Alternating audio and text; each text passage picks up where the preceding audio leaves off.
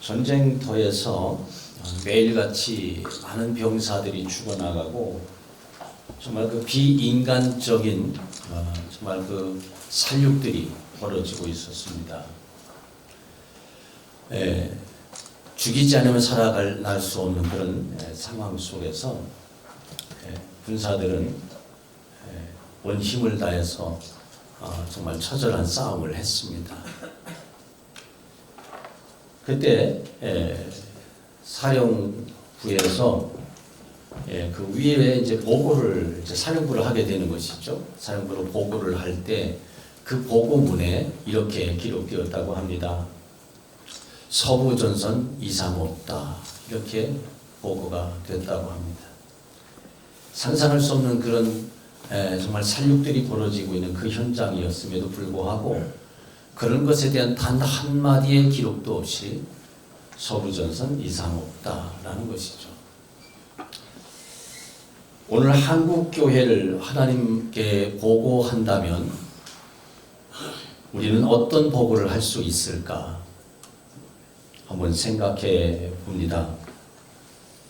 한국교회 이상 없음이라고 보고할 수 있을까? 어떻습니까?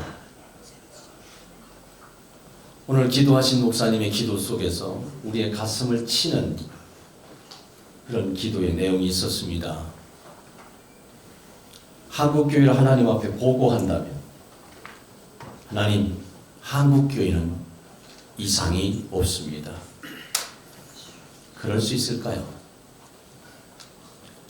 저는 한국에서 35년 목회를 하다가 지난해 선교사로 선교지에서 사역을 하고 있는 선교사입니다. 아마 어떤 분은 그렇게 생각할 겁니다. 중교회장님들도 계시는데 왜 하필 이름도 없는 무명의 목사가 이곳에 섰을까? 예, 그렇습니다. 전 무명의 목사입니다. 근데 주께서 저를 여기다 세우실 때에 주님의 뜻이 있지 않았을까 기도하며 고민하며 여기 왔습니다. 솔직히 오늘 대표회장 되시는 목사님께 누가 되지 않을까? 또 선배 목사님들, 증경회장님들께 누가 되지 않을까 많은 고민을 했습니다. 제가 설 자리가 사실 안 있잖아요. 그런데 주님이 저를 세우실 때는 뜻이 계시지 않았을까 순종을 했습니다. 우리 한번 솔직히 고민해보자는 말이죠. 한국교회 이상 없다고 보고할 수 있을까? 이름이 용풍인데 과연 지금도 여전히 변함없이 성령의 바람이 이 땅에 불고 있는가? 질문을 해야 할 시간이라고 하는 것이죠. 경건의 모양은 있는데 경건의 능력이 없는 한국교회인지, 또는 경건의 능력은 있는데 경건의 모양은 없는 한국교회는 아닌지 한번 여기서 우리가 발걸음을 멈추고 우리의 실질적인 모습, 화려한 옷들을 벗어놓고 우리의 속살을 드러내고 우리의 모습을 다시 한번 보아야 될 때가 아니겠는가 하는 것입니다.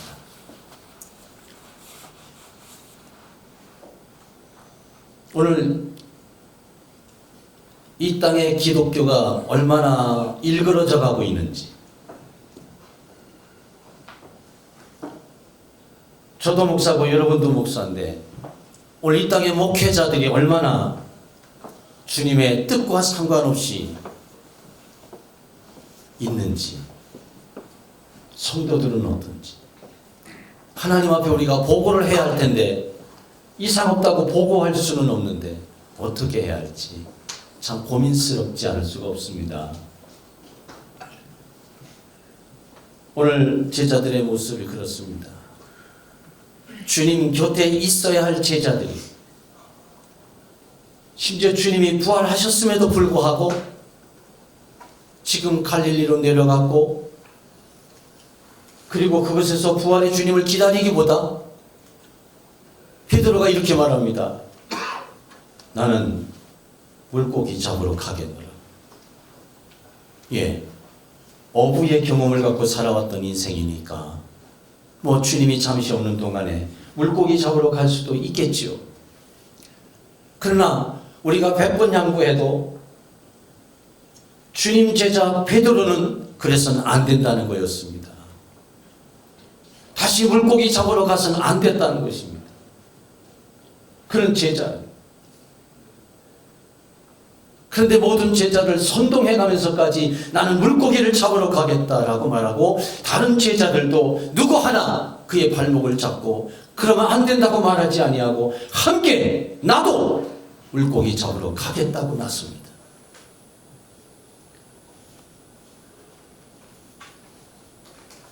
오늘 이 땅의 기독교가 영혼을 살리는 일에 이 땅을 복음화시키는 일에 내가 해야겠다라고 나서기보다 세상에 들어가서 세상과 더불어서 내가 세상 것을 잡겠다고 세상 것을 쥐겠다고 그렇게 하고 있는 것은 아닌지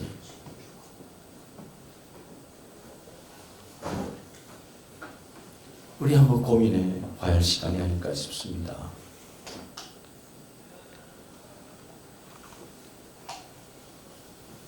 제가 설 수 없는 자리에 섰는데 좋은 얘기나 하고 다 갔으면 좋겠는데 주의 성령이 저에게 그게 허락지 않네요. 저는 교회를 개척하면서부터 한국교회를 마음에 놓고 기도해 왔어요. 여러분도 마찬가지일 거예요. 전 선교지에 가서도 끊임없이 기도해요. 한국교회를. 왜요? 한국교회가 살아야 선교지도 살아요.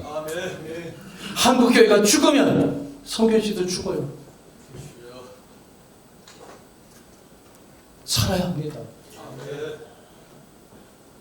다시 물고기 잡으러 가면 안 되잖아요. 우리 그리스도 예수 안에서 신분의 변화를 가져온 세상 그 어디에서도 얻을 수 없는 오직 하나님으로부터 주어진 놀라운 신분의 변화를 가진 놀라운 정말 거룩한 존재 아닙니까? 그런데 왜 세상 속에서 세상 것을 얻고자 세상을 닮아가고자 세상 흉내를 내는 교회가 되고 목회가 되고 성도가 된다는 것이죠.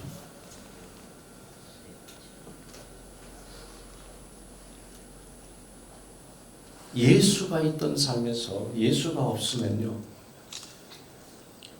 제자들이 가서 그물을 던져서 건져 올린 그 모습과 똑같습니다. 겉은 굉장히 훌륭하지만 건져 올리는 것마다 그물이 아무리 멋지고 그물이 아무리 좋은 그물이고 그물이 아무리 대단한 것이라 할지라도 그것을 건져 올릴 때마다 빈 그물만 얹어 올릴 수밖에 없습니다. 아셔야 됩니다. 예수 없으면 텅 빈 목회고 예수 없으면 텅 빈 교회고 예수 없으면 텅 빈 인생입니다. 교회가 아무리 훌륭하게 지어지고 그분이 아주 훌륭한 정말 그 모든 것을 가지고 있다 할지라도 예수 없는 순간부터 예수 없는 그때부터 그 교회는 텅 빈 교회와 다름이 없습니다. 수천 명 수만 명이 모이면 뭐합니까? 예수가 없는데.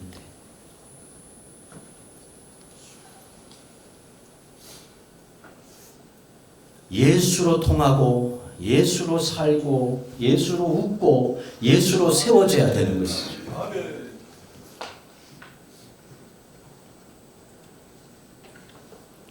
한국교회 지금 건져 올리는 그물마다 영혼들이 가득한가요?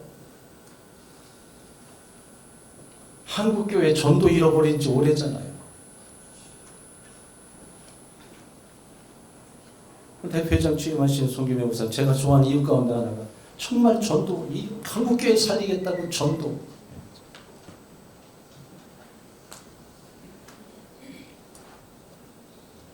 영풍이라는 아름다운 이름을 가진 이 한국 기독교 부흥사 연합회가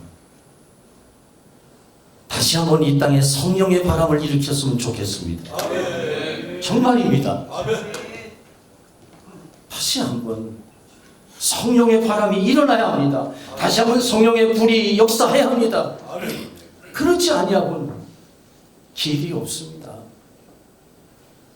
예수 그리스도가 사람들 가슴 속으로, 예수 그리스도가 이 땅 속으로 들어가기 위해서는 반드시 성령의 바람이 불어야 합니다. 성령의 불이 임해야 합니다. 경험했지 않습니까 우리? 뜨겁게 기도하며 말씀을 나누며 하나님 앞에 모든 영광을 돌리며 성령 충만했던 그 시절에 한국교회는 일어나기 시작했고, 곳곳에 교회가 세워지기 시작했고, 선교사가 세상 끝까지 가겠다고 나서지 않았습니까? 그런데 솔직히 우리들의 현실은 어떻습니까? 젊은 사람이 목회자 되겠다는 사람이 없습니다. 40대 이하의 목회자가 지금 얼마나 있습니까? 근데 제가 선교지 가보니까 선교지에도 젊은 선교사가 없어요. 저처럼 은퇴를 앞두고 미리 은퇴를 하고 조기 은퇴를 하고 선교지를 갔더니 저도 젊은 사람이 들어가요. 한국 교회가 젊지 않으면 선교지도 젊지 않아요.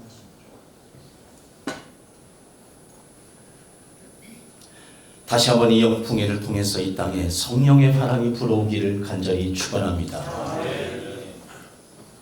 그러기 위해서 우리는 어떻게 해야 할 것인가? 다시 주님의 말씀에 귀를 기울이고 순종해야겠다는 것입니다. 제자들이 가서 그물을 던지고 그물을 들어 올리는데 빈 그물만 열심히 들어 올리는 거예요. 근데 그때 주님이 약간 100여 미터, 90에서 100여 미터 정도 떨어진 곳에 오셔서 말씀하십니다. 얘들아, 너희에게 고기가 있느냐? 없음을 아셨죠, 주님은? 그러면서 바로 하신 말씀이 뭡니까? 그물을 배 오른편에 던져라. 그리하면 잡히리라. 그래서 그 말을 들은 제자들이 그물을 배 오른편으로 던졌어요. 전 여기에 성령의 역사가 있었다고 생각합니다. 이 제자들이 지금 이분이 예수님이라는 사실을 지금 아는 사람이 한 사람도 없었어요. 그런데 이 사람들은 수없이 많은 세월을 어부로 살아왔는데 그 경험이나 어떤 그런 것을 말하지 않고 그냥 들었는데 그냥 그대로 순종했어요. 인간의 어떤 경험이나 인간의 어떤 지식이나 인간의 그 어떤 것들이 나오지 아니하고 그냥 그 말씀 들은 대로 누군지도 모르는데 배 오른편을 던지라고 하니까 그냥 그대로 던졌어요. 성령의 역사라고 저는 생각합니다. 하나님의 말씀엔 이유가 필요 없어요. 하나님의 말씀엔 상황이 필요 없어요. 하나님의 말씀은 다른 어떤 지식이나 경험이 필요 없어요. 무엇이 필요합니까? 순종이 필요해요. 순종만 하면 돼요. 역사는 거기서 시작된 거잖아요. 순종. 저는 순종에 대해서 근래 참 많이 생각하는데요.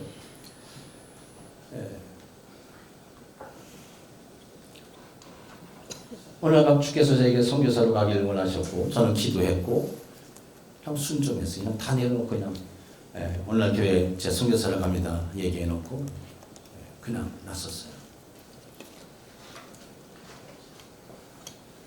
그런데요, 사람들이 물고기를 잡아 올리는 그 사이에 요한이라고 하는 이 제자가 어디서 그 음성을 많이 들어본 것 같아요.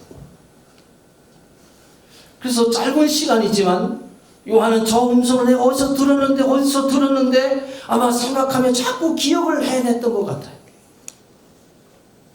그래서 멀리 바로 보이는 90m 정도 떨어진 그곳에 서 계신 그 모습을 바라보면서 그가 그때 가슴을 치는 한마디, 주님이시구나, 주님이시구나. 그래서 그가 주님이라는 사실을 깨닫고 그가 소리 외칩니다. 주님이시다, 주님이시다. 사랑하는 여러분, 우리가 길을 잃었을 때, 우리가 방향을 잃었을 때, 어떻게 해야 할지 모를 때, 해도 안 될 때 우리가 반드시 기억해내야 하는 것 하나님의 말씀입니다. 하나님의 음성입니다. 왜요? 거기에 길이 있고 거기에 방향이 있고 거기에 진리가 있기 때문입니다. 생명이 거기 있어요. 우리가 다시 주의 말씀에 귀를 기울일 때가 왔다는 겁니다. 지식이 많아지면서 주님의 말씀이 2등의 자리로 옮겨졌어요. 전에는 주의 말씀이 1등의 자리에 있었는데 우리가 지식도 많아지고 경험도 많아지고요. 목회가 상당한 경험을 지금 가지게 되지 않습니까? 경험이 많아지게 되면서 자꾸 테크닉이 나와요. 나의 스킬이 나와요.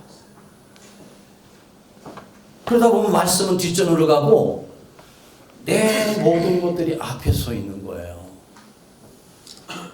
내 모습이. 그럼 그때 뭘 하는지 아십니까? 그물을 들어요. 배를 탑니다. 바다로 갑니다.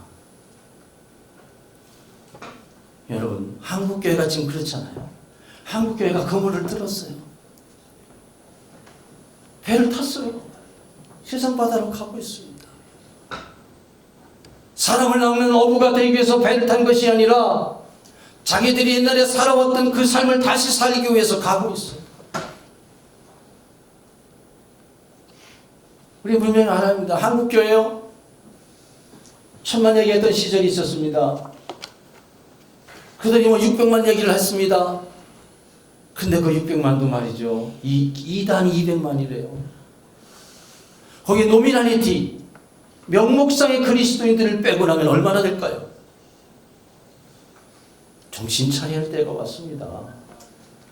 저희 어른 목사님들 여기 계신데 죄송합니다. 정말 죄송합니다. 우리 정신 차려야 돼요. 누군가로부터 다시 시작돼야 돼요. 그게 영풍이었기를 저는 간절히 소원합니다. 말씀을 다시 들어야 합니다. 주께서 내게 하셨던 그 말씀을 다시 기억해내야 합니다. 그리고 그 말씀이 들려지는 그쪽을 향하여 얼굴을 돌려야 합니다. 우리 주의 말씀을 기억합시다. 주님의 말씀을 기억하자. 다시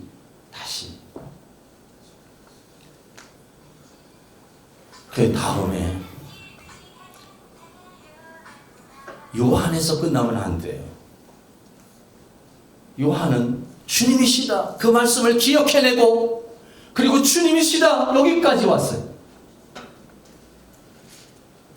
우리가 깨닫는 것은 할 수 있어요. 자기 문제를 발견하는 것은 할 수 있어요. 오늘 우리가 지금 이 이야기를 나누는 것처럼 말이죠. 근데 그 다음에 베드로가 나와야 돼요. 베드로는 주님이시다는 그 음성을 듣는 순간 잡은 고기 다 내려놓고 벗었던 옷 걸치고 그는 90여 미터나 되는 그 물속으로 뛰어들어서 주님을 향해서 힘껏 달렸다는 거예요. 사랑하는 여러분, 우리가 말씀을 듣는 것으로 끝나면 안 돼요. 깨닫는 것으로 끝나면 안 돼요. 문제는 우리가 주님을 향해서 다시 달려가야만 합니다. 다시 달려가야 돼요. 다시 주님을 향해서 뛰어가야 합니다. 오직 주님만을 바라보고 주님만을 목적하고 주님의 모든 것을 두고 주님만을 향해서 달려가야 돼요. 좌우로 치우치지 않냐고요. 오직 주님만을 향해서 달려가야 돼요. 한국교회가 방향을 잃었잖아요. 목회도 방향을 잃었잖아요. 우리의 신앙도 지금 방향을 잃었잖아요. 주님을 바라보던 것에서 지금 그 옆을 바라보고 있잖아요. 내 관역을 향해서 화살을 쏘아야 하는데 옆에 사람의 관역을 향해서 지금 화살을 쏘고 있잖아요. 이게 우리 현실이잖아요. 다시 주님의 말씀을 기억하고 그리고 주님을 향해서 달려갈 수 있기를 축원합니다. 일어서자고요. 그리고 달려가자고요. 영풍에 가야 하지 않습니까? 저는 부흥사연합회 가입한 적이 없습니다. 많은 분들이 권면을 했었어요. 부흥사연합회 좀 들으라고. 근데 전 설교를 잘못하니까 안 합니다. 근데 이렇게 뜻하지 않게 이 엄청난 영풍해라고 하는 여기에 제가 이렇게 서는 날이 왔다니요. 근데 왜 쓰게 하셨을까요?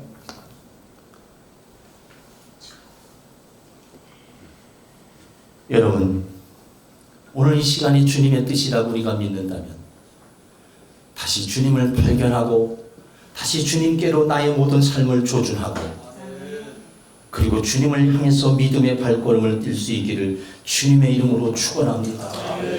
성령의 바람이 불어서 이 땅에 다시 그리스도의 보혈로 적시는 역사가 일어나기 위해서는 우리가 일어서고 주님을 향해서 달려가는 역사가 있어야만 됩니다.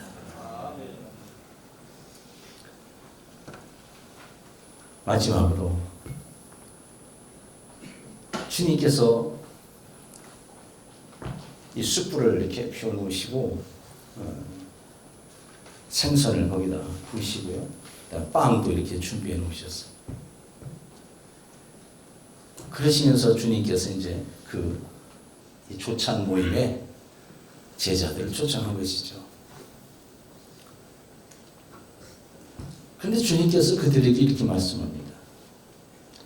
지금 잡은 생선을 좀 가져오라. 이미 주님께서 생선을 준비해서 지금 부어놓고 계셔요. 그냥 먹으면 되는데 주님이 굳이 말씀하시기를 지금 잡은 생선을 좀 가져와라. 지금 내가 수고한 것을 가져오라는 것이잖아요. 너의 수고를 가져와라. 그렇습니다. 주님은 우리의 수고를 결산하십니다. 우리는 때가 되면 주님 앞에 우리가 수고한 것들을 가져가야 합니다.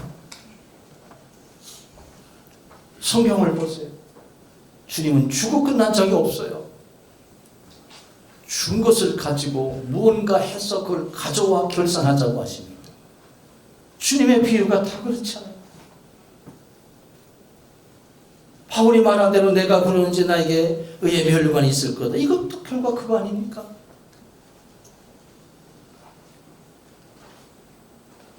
그런데 오늘 여기서 우리가 한 가지 기억할 것이 있어요. 수고를 가져와라. 내가 지금 수고한 것을 가져와라. 목회의 수고, 많은 여러 가지 수고가 있잖아요. 그 수고를 가져와라 하시는데 주님이 지금 말씀하신 게 지금 잡은 물고기예요. 그럼 시간적으로 현재겠죠. 여기서 그런 개념이 아니에요. 이 물고기를 누구에 의해서 잡혔느냐 하는 거예요. 베드로의 어부 실력으로 잡힌 건가요? 바닷가에서 태어나서 바닷가에서 그 대를 이어서 고기를 잡아왔던 그들의 경험에 의해서 물고기가 잡힌 건가요? 아니었어요. 누구에 의해서? 주님에 의해서요. 여러분, 우리가 주님을 위해서 수고하는 건 대단히 중요합니다. 주님을 위해서 밤잠을 자지 않고 애쓰고 노력하는 거 굉장히 중요합니다. 그러나 중요한 것은 뭐냐? 내 뜻에 의한 수고가 아니라 주님의 뜻에 의한 수고여야 된다는 겁니다. 주님의 말씀을 순종한 수고, 주님의 뜻을 행한 그 수고, 주님의 이 거룩하신 그 뜻에 의해서 만들어진 수고들, 땀 흘린 결과들, 그것을 가져와야 된다는 거예요. 어느 순간부터 우리는 주님의 뜻에 의한 수고가 아니라 내 뜻에 의한 수고가 많고 내 경험에 의한 수고가 많고 내 모든 것들이 동원돼서 이루어진 수고가 너무 많다는 거예요. 그리고 그걸 가지고 와서 주님 앞에 내놓습니다. 주님, 제가 이렇게 했습니다. 그때 주님이 뭐라고 하신지 아십니까? 그건 하나한테 쓸모가 없어. 그건 다 나한테 상관이 없는 거야. 여러분들 읽어보셨을 책이 있습니다. 후안 카를로스의 그의 기도에 관한 책 가운데 이런 책이 있습니다. 제목이 그렇게 붙어 있어요. 우리가 드린 기도의 모든 대부분의 것은 천국에서 쓰레기통에 던져진다는 거예요. 우리의 기도들이 다 쓰레기 같은 기도라는 거예요. 주님과 상관이 없는 거예요. 주님이 필요로 한 것들이 아닌 거예요. 오늘 많은 분들이 기도 내용이 그렇지 않을까 싶기도 해요.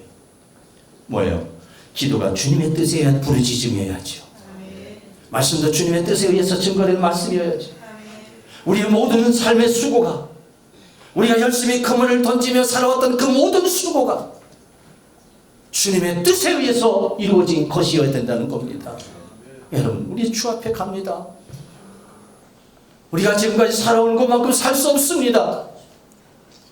주 앞에 갈 날이 더 가까워지고 있습니다. 시간이 흘러가고 하루가 가면서 더 가까워집니다. 그때 우리가 주 앞에 갔을 때 주님에 의한, 주님의 말씀에 의한, 주님의 뜻에 의한 수고가 아닌 나의 모든 것들에 의한 수고라면 얼마나 억울하지 않겠습니까? 좀 억울하잖아요. 너무 억울하잖아요. 주 앞에 나름대로 주 앞 주를 산다고 했는데 말이죠. 나 그거 모른다.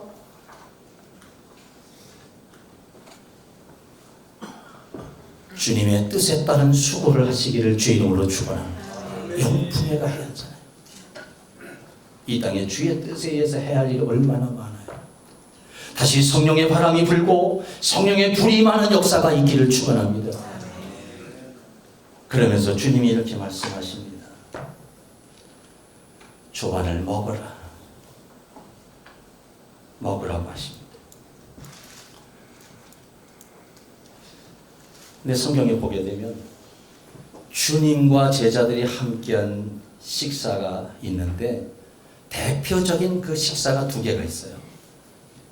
하나는 십자가를 지시기 전에 제자들과 함께 나누었던 소위 우리가 말한 최후의 만찬이 있습니다. 그리고 또 하나는 지금 이 시간 부활하신 다음에 제자들과 함께 나누는 이 조찬입니다. 이 두 식사 주님께서 우리에게 먹으라고 하십니다. 첫째는 뭘까요? 최후의 만찬은 십자가의 복음입니다. 최후의 만찬은 십자가의 만찬입니다. 주님이 십자가에 달리실 것을 생각하시면서 빵을 떼어 나눠주시면서 받아 먹으라, 이것이 고난받는 내 몸이다. 잔을 나눠주시면서 받아 마시라, 이게 내가 너를 위해서 흘리는 나의 피. 주님의 십자가의 복음입니다.